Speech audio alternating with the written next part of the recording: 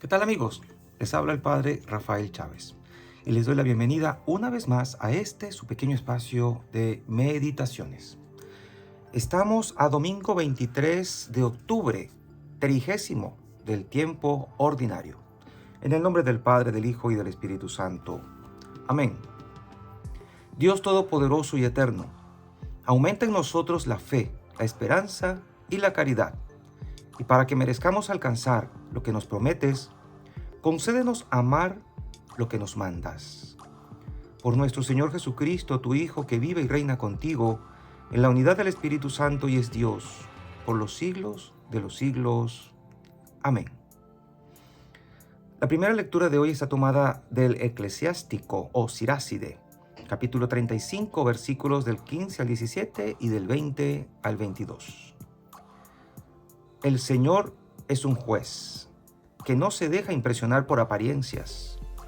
No menosprecia a nadie por ser pobre y escucha las súplicas del oprimido.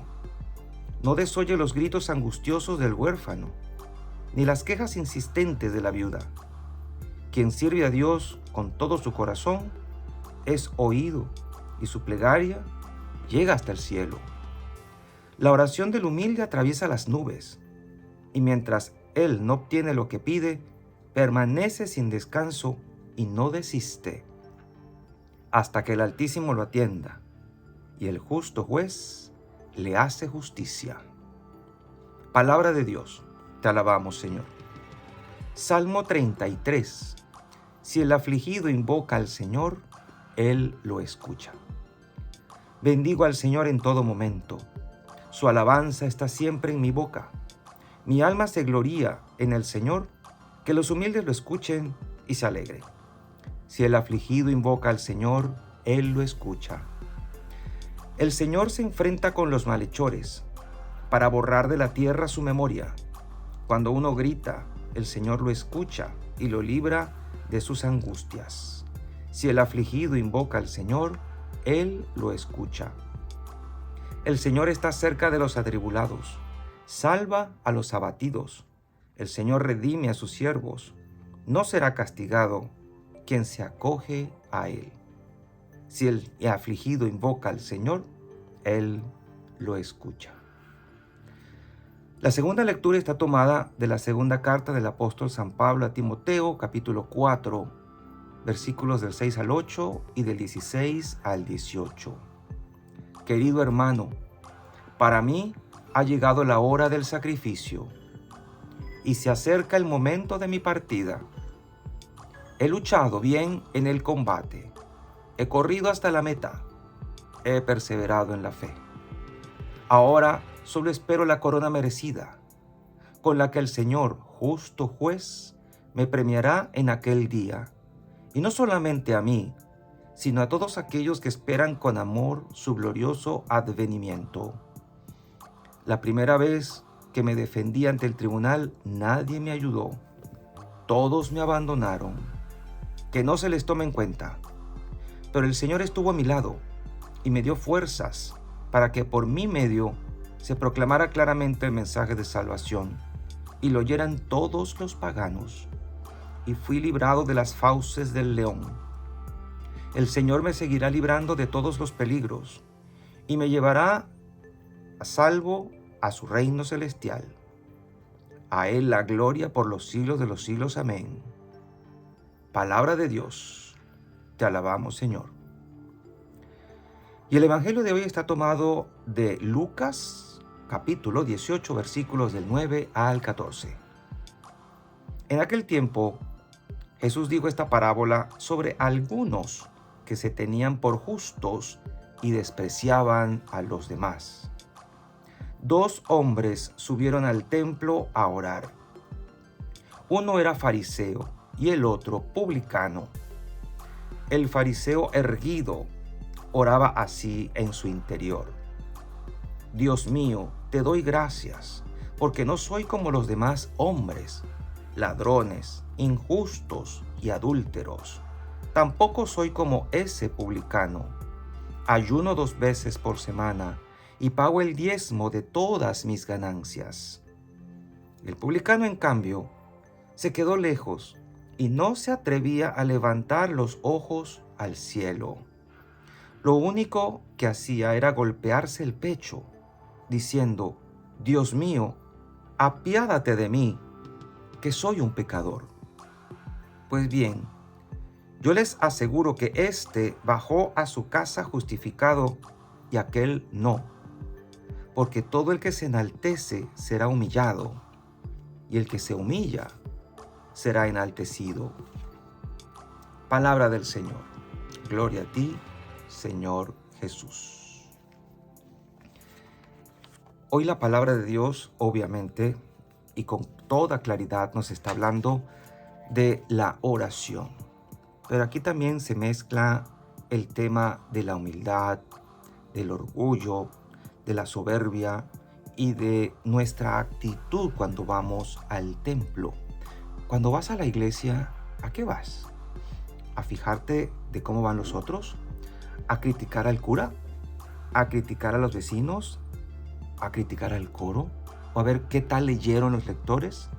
A veces vamos a la iglesia con una actitud muy crítica. Otros van con la cabeza agacha, sabiendo que somos pecadores y que hemos fallado un montón de veces y que solo vamos a pedirle a Dios que tenga piedad y misericordia de nosotros. Hay un comentario bien interesante que nos pone en el contexto de quién es el fariseo y quién es el publicano en tiempos de Jesús. Tratemos de imaginarnos esta escena, ubicarnos en el templo y tratar de ver qué es lo que estaba pasando allí. Había un fariseo, un miembro muy respetado de la sociedad, obviamente, que ocupó su puesto en el templo porque lo tenían. Él tenía un lugar especial donde rezar, como también lo tenía en la sinagoga. Con su filacteria, que era una pequeña cajita de cuero atada a la cabeza y que contenía un pergamino donde había un pasaje de la Sagrada Escritura, que era más grande, y su manto con flecos más largos y lujosos que los de los demás. Eso está en Mateo 23:5 por si quieren revisarlo. Él levantó sus manos en oración y era una figura impresionante verlo orar. Se veía a sí mismo superior a los demás hombres. Esto está en Lucas 18:11. Ahora imaginémonos a la otra persona, al publicano, que era un recaudador de impuestos y por ende un servidor de los romanos. Él no tenía un lugar especial para rezar. Él mantuvo su cabeza agachada, baja, como tratando de evitar la mirada un poco despectiva de aquel fariseo. El recaudador de impuestos estaba vestido con elegancia, pero no fue pretencioso en aquella ocasión. Sus mejillas estaban humedecidas por las lágrimas. Él acudió al templo por una razón. Había comprendido lo corrupto que se había vuelto. Una pequeña extorsión por aquí, otra por allá. Lo habían vuelto un hombre rico, pero ¿a qué costo? Había estado haciendo fraudes a personas a las que difícilmente les alcanzaba el dinero hasta fin de mes. Había enviado hombres a la prisión de deudores morosos sin preocuparse por sus familias, pero lo había comprendido y se sentía profundamente arrepentido y se sentía así y fue al templo así. Todo lo que pudo decir fue simplemente: Dios mío, apiádate de mí, porque soy un pecador. El fariseo, complacido con la perfección de su oración, se marchó tal como llegó, convencido de su propia justicia y despreciando a todos los demás. Pero el recaudador de impuestos se marchó sintiéndose libre. Con un paso más ligero y una sonrisa valiente en su rostro, se dirigió a su casa. Al día siguiente seguramente pediría perdón a sus vecinos y les regresaría su dinero. Obras de retribución. Devolvió aquello que le había quitado a los demás. El texto evangélico dice que uno salió de allí justificado y el otro no, porque uno fue a hacer alarde de lo bueno que era y que él no era como los demás. Él era él, no era ni ladrón, ni adúltero, ni como aquel publicano. ya hizo un juicio hacia los demás, algo que no debemos hacer nunca, jamás. El otro ni siquiera levantó los ojos. Él no hizo juicios del fariseo, aunque pudo haberlo hecho. Él estaba centrado en su relación con Dios. Y es que cuando vamos al templo, tenemos que estar claro que a lo que vamos es hablar con Dios. Es una reunión comunitaria, como nuestras Eucaristías. Cuando tú vas a la Santa Misa, cuando estamos en la Santa Misa, es una relación comunitaria, una oración comunitaria, es litúrgica, pero estamos claros de que nos reúne Dios, nos congrega el Señor, y todos vamos a poner nuestra mirada en Él, juntos, pero nuestra mirada en Dios, para no distraernos. Es Dios quien nos congrega, es Dios quien nos unifica. Y cuando uno va al templo, tiene que ir sabiendo a qué va, a pedir perdón. Por eso la misa comienza así, pidiendo perdón, porque vamos a entrar a la casa del Señor y a entrar en su presencia humildemente. Vamos a orar. Y esta virtud es esencial para poder entrar en la oración.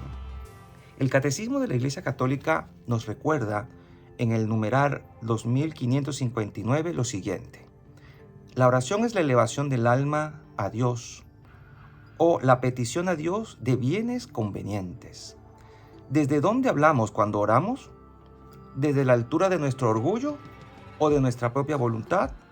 ¿O desde lo más profundo, como dice el Salmo 130? De un corazón humilde y contrito. El que se humilla es ensalzado. La humildad es la base de la oración. Nosotros no sabemos pedir como conviene, dice la carta del apóstol San Pablo a los Romanos en el capítulo 8, versículo 26. La humildad es una disposición necesaria para recibir gratuitamente el don de la oración. El hombre es un mendigo de Dios. Qué frase tan hermosa. Y a que no saben de quién es, de San Agustín. El hombre es un mendigo de Dios. También San Agustín nos enseña a que debemos meternos en nuestro corazón, meternos en la profundidad de nuestro corazón para que desde lo hondo de nuestra interioridad podamos clamar al Señor, desde la realidad. Decía Santa Teresa, la humildad es andar en verdad, y desde nuestra realidad de pecadores, hablar con Dios. Hay algo que tenemos que aclarar. A veces la gente dice o piensa que somos pecadores porque pecamos mucho, y no, es al revés. Pecamos mucho porque somos pecadores.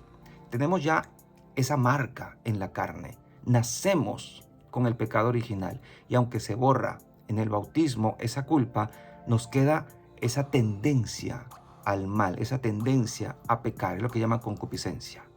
Entonces nacemos así, somos radicalmente pecadores, y porque somos pecadores, pues cometemos pecados. Y esta es la situación real del ser humano. Por eso necesitamos buscar a Dios siempre, porque solo Él nos levanta de nuestra realidad de pecadores y nos coloca frente a Él. Podemos levantar la cabeza frente a Él si nos reconocemos frente a Él tal cual y como somos, necesitados de su perdón y de su misericordia. Cuando uno va a hablar con Dios en esta actitud, todo brota solo, todo brota fácil, todo brota suave, porque no vamos a presumir de nada de lo que tengamos, porque en definitiva todo nos viene de Él. Que este domingo, que este día te puedas acercar a la iglesia o puedas participar de la Santa Misa con esta actitud que siempre debe acompañarte, no solo en la misa, sino en tu oración personal, la santa humildad. Y la bendición de Dios Todopoderoso, Padre, Hijo y Espíritu Santo, descienda sobre cada uno de ustedes y les acompañe siempre. Y seguiremos en contacto, si Dios lo permite, a través de este canal. Chao, chao y feliz domingo.